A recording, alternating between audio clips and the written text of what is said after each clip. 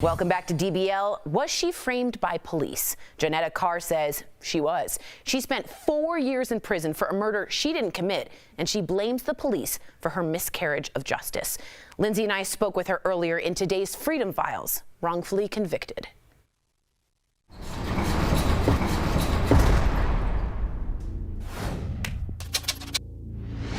October 23, 2005. The bound and strangled body of Planis Adolphe lies outside his Louisville apartment. His wallet, cell phone, and cab stolen. After going through his phone records, 19-year-old Carla Sowers is taken in for questioning. Detective Finch, he took Carla in for interrogation, and he left her in interrogation for like 13 hours, and she put my name in it. 16-year-old Johnetta Carr, who had been dating Adolphe and is an acquaintance of Carla, is picked up by police. And he put me in handcuffs and put me in his car and took me down to LMPD, left me in an interrogation room for 11 and a half hours. When I asked for my mother, he called me a and told me I was going to prison for life.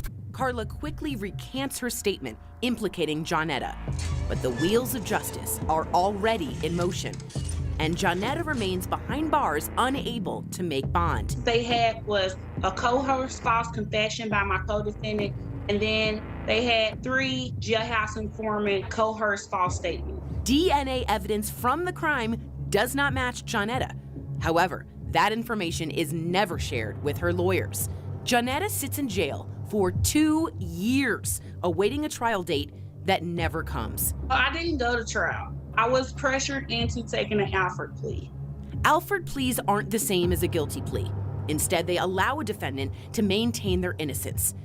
Johnetta was sentenced to 20 years in prison for second-degree manslaughter.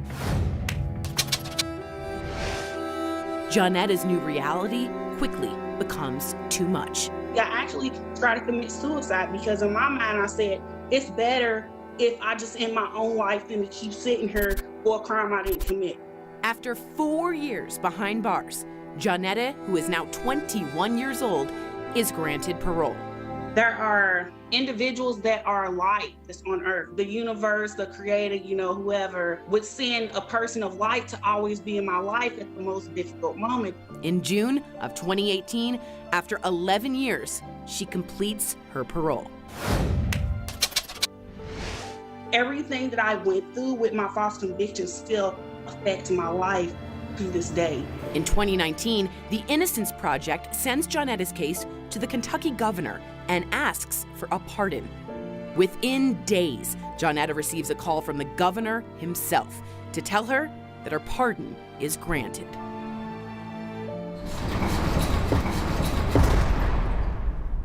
Johnetta, welcome to DBL. Now, you did sign an Alford plea, but you did not do the crime.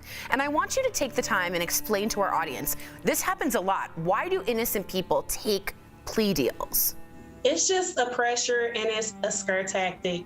I was young, I was poor, I was Black, and I did not know anything about the law. And when you have somebody representing you, which was a public defender, and they tell you, you should take this, you think that they have your best interest at heart, and even though you are innocent, obviously they know the law and you don't, so you think that you're doing the right thing. Now, Johnetta, in 2019, the Kentucky governor pardoned you. I want you to tell us how that call went. She's laughing. It was surprising, right? Yes. It was very, very surprising. I appreciate Matt Bevin for standing up for justice. He shouldn't have never had to pardon my life. No governor should have to pardon somebody. You can't take somebody's life and freedom for a crime they didn't commit and then say, here, pardon us. We're going to give you your life back. I hear you when you're like, you're pardoned, it's all over. No, you have a whole life that now you have to rebuild. You went to jail as a teen, and I know you've said how hard that was on you emotionally. You even said that you tried to take your life at one point. Talk to me, and we have a lot of DBL viewers who are there at the darkest part of their life. What can you tell us about that day and how that event was stopped? I tried to take my life because I had sat in JCYC from the time I was 16 until I turned 18 awaiting trial, and a trial that never happened. And the whole time I was there, I was seeing people come in and leave, and I'm like, oh my goodness, I'm still sitting here for this crime I didn't commit. You know, and I was like, I would just rather take my own life than to keep sitting here. Throughout everything that I was going through, even when I went to prison, there was always a light that the universe and the Creator put in front of me at my darkest moments.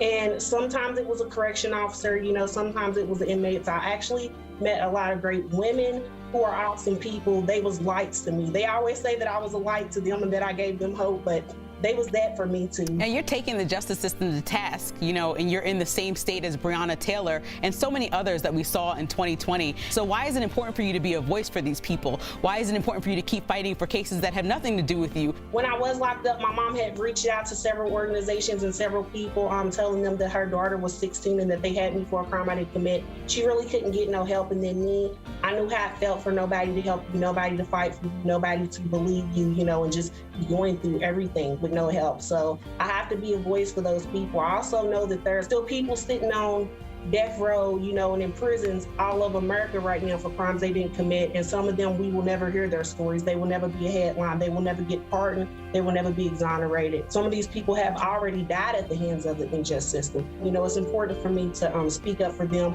and let their names be heard and make sure that their stories are told so that we can bring change. To our DVL Nation, if you want to make a difference, join the hashtag #IStandWithJohnetta and check out theinnocenceproject.org. It's something very close to my heart to learn about specific ways you can help those who are wrongfully convicted. I cannot tell you what a bright light you are. I didn't expect such positivity, but I just think you're amazing, wonderful, and I really hope to see you on the ballot soon. Thanks for joining DVL. We'll be right back.